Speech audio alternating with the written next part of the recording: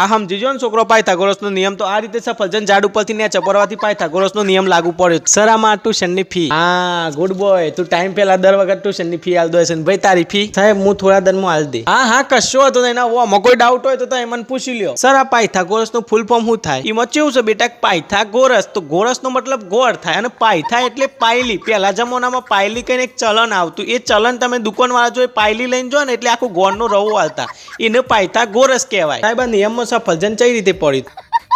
આ રીતે. સર આ નિયમમાં 2 + 2 કેટલા થાય? બેટા 2 + 2 4 થાય. અને સાહેબ 1 ને 1 11. અને સર આ પાયથાગોરસમાં સફરજન જે પડ્યું એ કયા કલરનું હતું? દીકરા લાલ કલરનું હતું. અને સાહેબ મોસંબીનો કલર કેવો હોય? કાળા કલરની. સર એક બીજી ક્વેરી હતી કે પાયથાગોરસનો નિયમ મને એક્ઝામમાં નહીં આવડે તો? જો દીકરા તને નહીં આવડે ને પાયથાગોરસનો નિયમ, તો હું તને સ્કૂલમાં આવીને હું જાતે શીખવાડી જાય તને. અને સાહેબ હું ખોડીના વચ્ચે ના બોલ બેટા, તને આખું પેપર નહીં આવડે ને તો હું તાર માટે બેઠો છું, તું સહેજે ટેન્શન ના લે હો ને. અરે સર આ પાયથો બોલ આગળ બોલ. હેનો પાયથા બોલ. પાયથા પાસે બીજું હું બોલ પાયથા બોલ. સાહેબ હાલ્યો સાહેબ, તું દીકરા ટેન્શન ના લે, તારું પાયથાગોરસ તારું આખું ગણિતનું પેપર હું લખી છે હો ને, તું ટેન્શન નહીં લેવાનું. આપણા ઘેર તું ટ્યુશન આવીશ.